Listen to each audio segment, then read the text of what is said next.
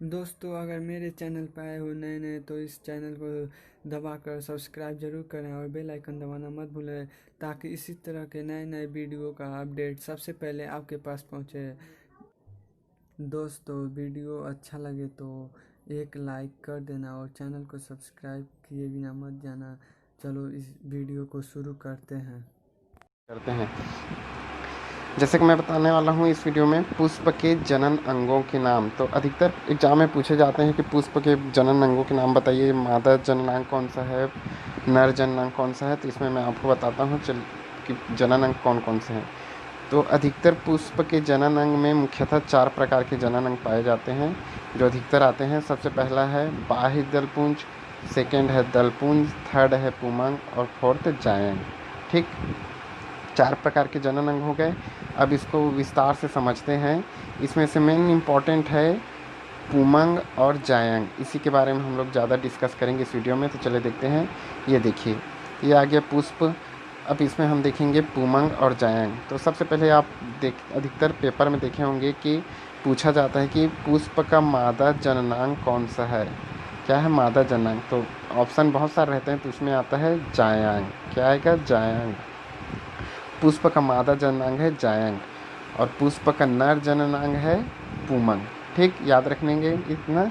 मादा जननांग को बोलते हैं जायंग और नर जननांग को बोलते हैं पुमंग। तो चलिए देखते हैं हम सबसे पहले मादा जननांग के बारे में। पुष्प के मादा जननांग। तो दोस्तों, मादा जननांग को अंडप भी बोलते हैं, अंडप। ठीक, इसको अंडप भी बोला जाता है। तो क्या कभी कभी पेपर में आ जाता है कि अंडप क्या है, मादा जननांग है एक नर जननांग, तो उसको आप लोग कंफ्यूज नहीं हो, मादा जननांग ही होता है अंडप।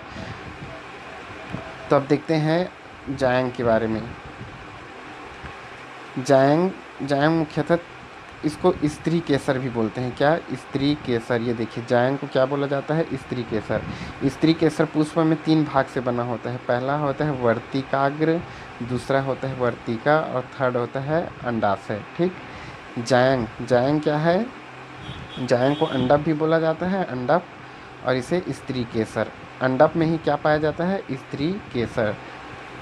ओके, अंडप में ही स्त्री केसर पाया जाता है। स्त्री केसर कितने भागों से बना होता है? 3 भाग से। इस पहला भाग है वर्तिकाग्र, सेकेंड है इसका वर्तिका और थर्ड है इसका अंडाशय। इतना 3 इंपॉर्टेंट हो गए। तो आप लोग याद रखना, मादा जननांग को बोला जाता है जायंग, जिसे अंडप भी बोलते हैं, और अंडप में स्त्री केसर पाया जाता है। स्त्री केसर के मुख्यतः 3 पार्ट होते हैं, वर्तिकाग्र, वर्तिका और अंडाशय। ठीक, उसके बाद चलिए देखते हैं नर जननांग।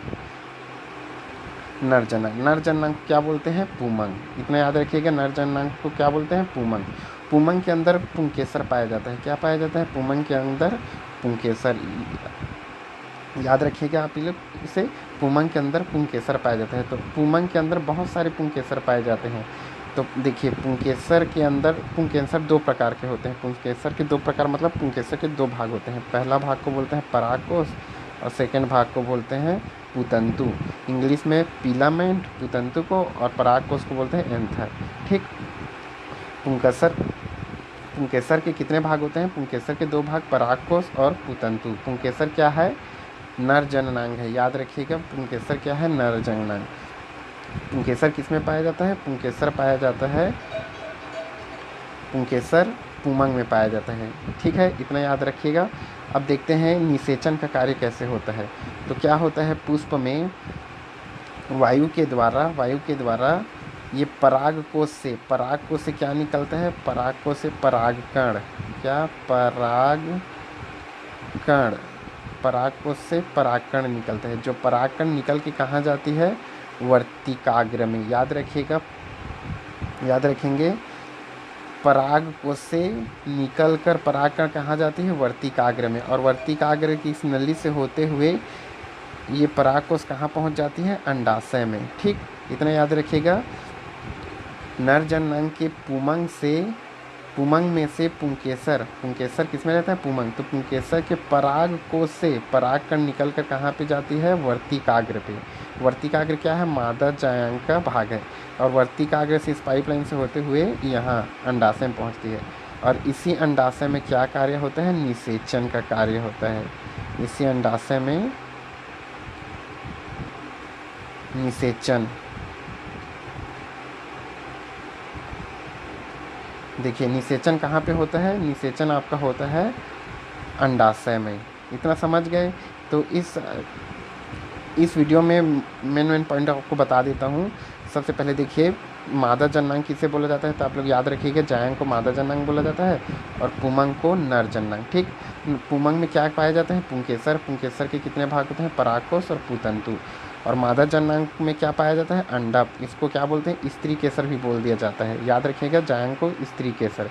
स्त्री केसर के कितने भाग हैं, वर्तिकाग्र, वर्तिका और अंडाशय। ठीक, परागकण किस में होता है, तो परागकोश से निकलकर परागकण किस में जाती है, वर्तिकाग्र में, और वर्तिकाग्र से होते हुए अंडाशय में। अंडाशय में कहा गया होता है निषेचन। निषेचन से क्या बनती है, बीज। बीज से फिर फूल, बीज से फिर फल लगते हैं। किसी भी पुष्प में बीज से फिर क्या लगता है, फल। और इसमें भी और असत्य फल सत्य फल है, उसको मैं नेक्स्ट वीडियो में बताऊंगा।